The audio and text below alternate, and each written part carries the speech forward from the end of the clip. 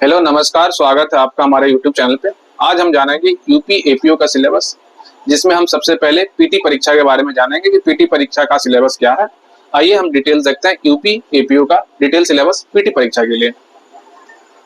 आप जानते हैं कि यूपी एपीओ का जो परीक्षा है, पीटी में पेपर जो है एक ही पेपर होता है, लेकिन इस पेपर में दो पार्ट होते हैं, एक पार्ट ए और दूसरा पार्ट बी। पार्ट ए में जनरल नॉलेज पूछे जाते हैं, यानी जीके पूछा जाता है और इसमें 50 क्वेश्चन होते हैं। और पार्ट बी जो है वो लॉ से क्वेश्चन पूछे जाएंगे और इसमें 100 क्वेश्चन होते हैं, यानी कुल मिला के 150 क्वेश्चन आपको पूछे जाएंगे। और इसमें 1/3 नेगेटिव यानी 0.33 मार्क्स नेगेटिव होगा अगर कोई क्वेश्चन गलत करते हैं तो आप देखते हैं पार्ट ए जीके का और पार्ट बी लॉ का। तो हम अब देखेंगे पार्ट ए और पार्ट बी में क्या क्या हमें पढ़ना है। अकॉर्डिंग टू सिलेबस तैयारी जब हम करेंगे तो ज्यादा बेहतर होता है, हम विषय से विषयांतर नहीं होते हैं। आइए हम देखते हैं, सबसे पहले देखेंगे पार्ट ए। पार्ट ए जो है वो आप देख रहे हैं कि जनरल नॉलेज यानी जीके का सिलेबस है। और पार्ट ए में जो आपका पहला सेगमेंट है जिसमें है जनरल साइंस, और इससे नंबर ऑफ क्वेश्चन जो है 8 पूछे जाएंगे।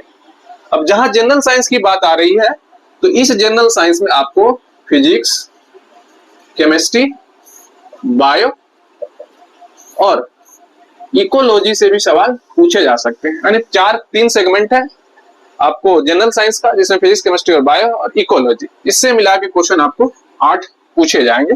ध्यान में रखना है कि हमें कौन से टॉपिक पर कितना समय देना है और उसकी कितनी तैयारी करनी है, ये सिलेबस देख के ही अंदाजा होता है। हम जनरली जानते हैं कि जीके पूछेगा और लॉ पूछेगा, और जीके और लॉ पूछने के चक्कर में हम जीके जीएस वो पढ़ने लगते हैं जो हमारे सिलेबस का हिस्सा नहीं है। फिर पता चलता है कि जिस सेगमेंट को हम ज्यादा पढ़ के आए उससे क्वेश्चन ही नहीं पूछा गया। तो जब भी नोटिफिकेशन आता उसको एक बार आप लोग ध्यान से पढ़िए, एक समय निकालिए फॉर्म भरने से पहले कि नोटिफिकेशन में क्या क्या चीजें लिखी हुई हैं, उन सारी चीजों को ध्यान से पढ़ने का आदत डालना चाहिए। और उसमें जो लिखा है शब्द उसी को मानिए एक सिलेबस है और उसी से हम अभी आपको बता रहे हैं। तो जनरल साइंस 8 क्वेश्चन इससे पूछे जाएंगे। अब आते हैं, देखते हैं दूसरा सेगमेंट जो है इसमें करंट अफेयर्स का है। और करंट अफेयर्स में मात्र 10 क्वेश्चन पूछे जाएंगे और इसमें नेशनल और इंटरनेशनल जो भी इवेंट होंगे उनसे सवाल पूछे जाएंगे। तो हमें करंट सिनेरियो में क्या देखना है, नेशनल और इंटरनेशनल सिनेरियो को ज्यादा फोकस करना है। ठीक है, तो करंट अफेयर्स से 10 क्वेश्चन, जनरल साइंस से 8 क्वेश्चन। तीसरा सेगमेंट है हमारा इंडियन हिस्ट्री, और इसी के साथ एक और चीज ध्यान में देखेंगे, आप सिलेबस में लिखा हुआ है इंडियन नेशनल मूवमेंट, यानी इस इंडियन नेशनल मूवमेंट जो है और इंडियन हिस्ट्री दो जगह लिखा हुआ है। तो आप अगर देखेंगे शुरू से एंशिएंट हिस्ट्री, मिडाइवल और मॉडर्न, अगर तीनों हिस्ट्री को मिला के देखें तो 8 क्वेश्चन यहाँ और 8 क्वेश्चन यहाँ, टोटल 16 क्वेश्चन हिस्ट्री से पूछे जाएंगे। तो जनरल स्टडीज में अगर आप किसी पेपर की तैयारी कर रहे हैं जिसमें सबसे ज्यादा जोर देना है वो है आपका हिस्ट्री का सेगमेंट और करंट अफेयर का सेगमेंट। ठीक, तो इंडियन हिस्ट्री से जो है आपको 8 क्वेश्चन पूछे जाएंगे, 8 क्वेश्चन। और इस इंडियन हिस्ट्री में आप देखेंगे एंशिएंट हिस्ट्री भी है, मिडियाइवल हिस्ट्री भी है, और इंडियन नेशनल मूवमेंट से पहले का जो सेगमेंट है आपको उसको भी इसमें पढ़ना है। और एक सेगमेंट पूरा का पूरा इंडियन नेशनल मूवमेंट है, और आप जानते हैं इंडियन नेशनल मूवमेंट जो है 1857 से शुरू होता है। तो 1857 से लेकर 1947 के बीच का जो इतिहास है, इन बस 1947 और 1857 के बीच का जो 90 साल का इतिहास है, इसमें आपको नेशनल मूवमेंट आता है। और देखिए इसका सेगमेंट कितना बड़ा है कि अकेले इस सेगमेंट से 8 क्वेश्चन पूछे जा रहे हैं। तो हमेशा ध्यान रखें जब आप हिस्ट्री को पढ़ें तो इंडियन नेशनल मूवमेंट को सबसे ज्यादा पढ़ने की कोशिश करें, क्योंकि 8 क्वेश्चन बस उस सेगमेंट से आ रहे हैं। लेकिन टोटल ओवरऑल देखेंगे इंडियन हिस्ट्री और इंडियन नेशनल मूवमेंट को मिला के टोटल 16 क्वेश्चन यहाँ पूछे जाएंगे। होप कि इतना क्लियर हो गया होगा आपको। अब आइए देखते हैं इंडियन पॉलिटी और इकोनॉमिक, ये दोनों सेगमेंट को एक साथ मिला दिया गया है। इंडियन पॉलिटी और इकोनॉमिक से दोनों से मिला के मात्र 8 क्वेश्चन ही पूछे जाएंगे, यानी हो सके तो 4 पॉलिटी से और 4 इकोनॉमी से पूछ ले। ओवरऑल 8 क्वेश्चन पूछे जाएंगे। हो सकता है कि इकोनॉमी से 1-2 क्वेश्चन ही पूछे, 6 क्वेश्चन पॉलिटी से पूछ लें। हो सकता है कि 2-4 क्वेश्चन पॉलिटी से पूछे, 5-6 क्वेश्चन आपको इकोनॉमी से पूछ दें। पर यह ध्यान रखना कि दोनों पेपर को मिला के मात्र 8 ही आना है। तो आपको भी ध्यान देना है कि इस सेगमेंट पर आपको कितना ध्यान देना है, ये आपको सिलेबस देख के आइडिया लग रहा होगा। और बैठ के आप इंडियन पॉलिटी और इकोनॉमी को आप पढ़ते जा रहे हैं। हालांकि इंडियन पॉलिटी को पढ़िएगा तो एक फायदा और होगा कि लॉ वाले सेगमेंट में इसका जो वैल्यू है वो ऐड होता है। तो आगे हम देखते हैं उसको लेकिन यहाँ देखना है इंडियन पॉलिटी और इकोनॉमी से मात्र 8 क्वेश्चन पूछे जाएंगे। फिर आप देखते हैं वर्ल्ड ज्योग्राफी एंड पॉपुलेशन, ये बहुत इंपॉर्टेंट है। आप देखिए सिलेबस में लिखा हुआ सीधा सीधा वर्ल्ड ज्योग्राफी और पॉपुलेशन, तो वर्ल्ड ज्योग्राफी और पॉपुलेशन से आपको 8 सवाल पूछे जाएंगे। इसमें इंडियन ज्योग्राफी की कहीं जिक्र नहीं है, पर जब आप पॉपुलेशन पढ़ेंगे तो भारत का जो है यानी इंडिया का पॉपुलेशन के बारे में ही इसमें मेनली पढ़ना है। जो जनसंख्या है भारत की, खासतौर पर 2011 की जो जनगणना है उससे, और एनसीईआरटी में जो चैप्टर है जनसंख्या और उसका वितरण, उस सेगमेंट को पढ़ना है। छोटा सा सेगमेंट है तो इससे आपको 4-5 क्वेश्चन पूछे ही जाएंगे। तो वर्ल्ड ज्योग्राफी पे फोकस करना है और पॉपुलेशन पे, इससे 8 क्वेश्चन। तो टोटल आप देख सकते हैं कि 8 question general science, current affair से 10, इंडियन हिस्ट्री से 8, इंडियन नेशनल मूवमेंट से 8, इंडियन पॉलिटी एंड इकोनॉमी से 8, वर्ल्ड ज्योग्राफी एंड पॉपुलेशन से 8, टोटल 50 क्वेश्चन जो है पार्ट 1 में आपको पूछे जा रहे हैं और ये जीके का सवाल होंगे। अब आते हैं पार्ट 2 जो हमारा सबसे ज्यादा रिलेटेबल है, जिसके लिए हम तैयारी करते हैं, ये है लॉ सेगमेंट का। और लॉ से 100 मार्क्स के क्वेश्चन पूछे जाएंगे और क्वेश्चन की संख्या भी 100 होगी। इसमें पहला सेगमेंट है बीएनएस, यानी ये पुराना वाला आईपीसी अब नहीं चलेगा, बीएनएस से सवाल पूछे जाएंगे, यानी भारतीय न्याय संहिता से 30 क्वेश्चन पूछे जाएंगे। आप तैयारी कर रहे हैं तो आप देख सकते हैं 30% वेटेज जो है वो भारतीय न्याय संहिता का है। उसके बाद आप देख भारतीय साक्ष्य अधिनियम, इससे आपको 20 क्वेश्चन पूछे जाएंगे। फिर है बीएनएसएस, भारतीय नागरिक सुरक्षा संहिता, इससे आपको 25 क्वेश्चन पूछे जाएंगे। उसके बाद यूपी पुलिस एक्ट का रेगुलेशन है, उससे 15 क्वेश्चन पूछे जाएंगे। और इंडियन कॉन्स्टिट्यूशन से आपको 10 क्वेश्चन पूछे जाएंगे।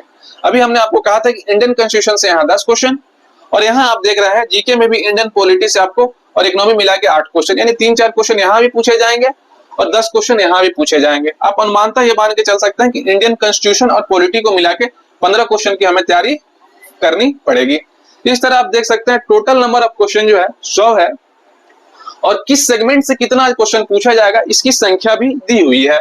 तो जब भी हम तैयारी करें हमें इस सिलेबस को अपने जुबान पे रखना होगा, अपने दिमाग में रखना होगा, और उसके आधार पे ही हम तैयारी कर सकते हैं। जैसे ही आपके पास सिलेबस ध्यान में रहेगा तो आपको ये तय करना आसान रहेगा कि हमें किन सब्जेक्ट पे कितना वर्क करना है।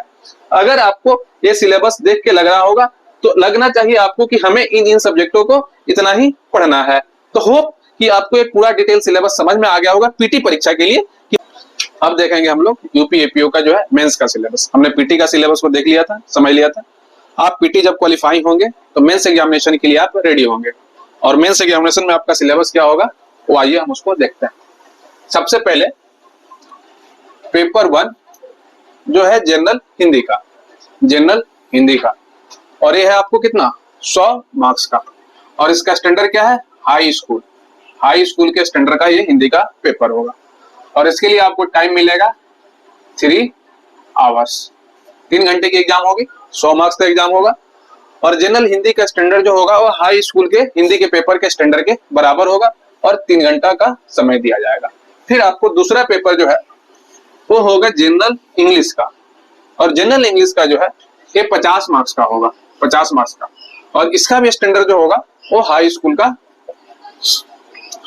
का स्टैंडर्ड इसका भी होगा। लेकिन ध्यान रखेंगे इसमें जो है 1.5 घंटे का समय आपको मिलेगा एग्जाम देने के लिए, क्योंकि ये 50 मार्क्स का है तो इसमें 3 घंटे ना मिलके इसमें 1.5 घंटे का ही एग्जाम होगा। ठीक वैसे ही पेपर 3 जो है वो जनरल नॉलेज का पेपर है, और जनरल नॉलेज का जो पेपर है ये भी 50 मार्क्स का होगा, और इसमें भी आपको जो समय मिलेगा वो 1.5 घंटा का ही मिलेगा। तो जो पेपर आपके 50 मार्क्स के हैं वो 1.5 घंटे के होंगे, और जो पेपर आपके 100 मार्क्स के होंगे वो 3 घंटे के होंगे। ठीक है, तो एक general Hindi 100 marks, general English 50 marks, दोनों पेपर का स्टैंडर्ड जो होगा वो हाई स्कूल के स्टैंडर्ड के बराबर होगा। तीसरा पेपर है आपका जनरल नॉलेज का, ये होगा आपको 50 मार्क्स का, और ये भी होगा आपको 1.5 घंटे का। मेन पेपर होगा जो आपका चौथा, जहां से आपका लॉ का पेपर स्टार्ट होता है, इसमें है क्रिमिनल लॉ और प्रोसीजरल लॉ, और ये 100 मार्क्स का होगा। ऑब्वियस है आप एपीओ बनने जा रहे हैं तो क्रिमिनल लॉ के तहत आपका वही बीएनएस भारतीय न्याय संहिता, और प्रोसीजर लॉ के अंतर्गत आप पढ़ेंगे बीएनएस यानी भारतीय नागरिक सुरक्षा संहिता।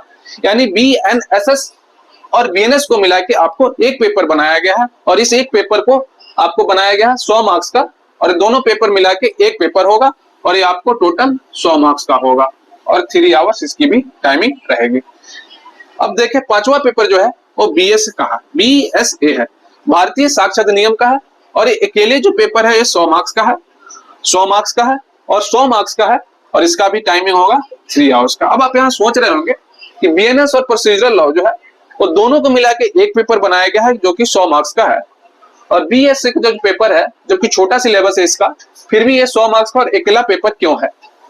तो जब एज ए एपीयू आप ज्वाइन करेंगे आपका मुख्य काम ही यही होगा, जो साबुत होता है उसको, जो साक्ष्य होता है उसको पेश करना, जो क्रिमिनल है उसको सजा दिलवाना। तो आपकी ज्यादा पकड़, जो कि बीएनएस में तो लिखा हुआ है कि आपको अपराध है और इस अपराध के लिए ये सजा है, लेकिन आपके लिए जरूरी काम होगा एज ए लॉ प्रैक्टिस आपको प्रोसीजर जानना और साक्ष्य जो है उसको पुष्टि करना, साक्ष्य को देना। इसलिए इस पेपर का महत्व सबसे ज्यादा बढ़ जाता है एज ए एपीयू जब आप काम करेंगे, तो इसलिए जरूरी है। इसीलिए सिलेबस जो डिफाइन किया गया है उसमें भी आप देखेंगे बीएसए को जो है बढ़िया से रखा गया है ताकि विद्यार्थी इस पे मेहनत अच्छे से कर सके, ताकि साक्ष्य संबंधी जितने भी अधिनियम, साक्ष्य संबंधी जितने भी लॉज है उसके बारे में उनकी जानकारी अच्छी रहे। इसलिए इस पेपर का जो है वेटेज जो है अच्छा खासा दिया गया है। तो बीएसए है ये 100 मार्क्स का है। नेक्स्ट है आपको छठा पेपर जो होगा ये अदर्स लॉ के हैं, जिसमें बहुत सारे माइनर एक्ट जो है इसमें इंक्लूड होंगे। कुल इसमें आप देखेंगे 16 छोटे छोटे जो लॉ के पेपर जो है इसमें इंक्लूड है, जो एक्ट है वो इंक्लूड है और ये भी 100 मार्क्स का होगा और 3 आवर्स इसकी एग्जामिनेशन की पीरियड होगी। इसमें हम कुछ मुख्य आपको बता देते हैं, जैसे पॉक्सो है एक्ट है उसको पढ़ना है, डॉरी प्रोहिबिशन एक्ट है उसको पढ़ना है, SC/ST एक्ट है उसको पढ़ना है, करप्शन एक्ट है उसको पढ़ना है, IT एक्ट है उसको पढ़ना है, आर्म्स एंड एक्सक्लूसिव सब्सटेंस है उसको पढ़ना है और यूपी का गुंडा एक्ट है उसको पढ़ना है। इसके अलावा और छोटे छोटे गोवर्धन है या गो रक्षक है या यूपी कैसे परीक्षा में अगर किसी तरह से गड़बड़ी करता है उसके लिए जो अधिनियम आया है, सारे छोटे छोटे अधिनियम को पढ़ना है जो किसी ना किसी तरह से क्रिमिनल से रिलेटेड अधिनियम ही है। तो छोटे छोटे सारे अधिनियम कुल देखेंगे इसमें 16 छोटे छोटे अधिनियम है जिसको आपको पढ़ना है। इस तरह छठा पेपर जो है आपको 16 छोटे छोटे माइनर एक्ट से मिलकर एक पेपर बना है जिसका नाम हम लोगों ने दिया है, जिसका नाम आयोग ने दिया है अदर्स लॉ, और ये 100 मार्क्स का होगा और इसमें छोटे छोटे 16 एक्ट होंगे। ये टोटल मार्क्स जो हो जाएगा paper 1, paper 2, paper 3, paper 4, paper 5, paper 6, ये टोटल 500 मार्क्स का एग्जामिनेशन होगा। और ये 500 मार्क्स का एग्जामिनेशन होने के बाद अगर आप मेंस के लिए सेलेक्ट होते हैं तो आपको इंटरव्यू के लिए बुलाया जाएगा और इंटरव्यू जो है वो 50 मार्क्स का होगा। इंटरव्यू कितना मार्क्स का होगा? 50 मार्क्स का होगा। अब इंटरव्यू में वही सारे सवाल पूछे जाएंगे जो आपने पीटी से लेके मेंस तक आपने तैयारी करी है और आपने उस एग्जाम को पास किया है, तो आपके लिए इंटरव्यू उतना डिफिकल्ट नहीं होना चाहिए। एज ए नॉलेज बेसिस पे आपको थोड़े से अपने फिजिकल अपीयरेंस और अपने पर्सनालिटी पे काम करना होगा, क्योंकि इंटरव्यू का मतलब ही होता है आपकी पर्सनालिटी की टेस्ट है। आप कैसे जवाब देते हैं, चीजों को कैसे हैंडल करते हैं, उसके अकॉर्डिंग आपको इंटरव्यू में मार्क्स मिलते हैं, उसके अकॉर्डिंग आपके इंटरव्यू का बेस पे सिलेक्शन भी होता है।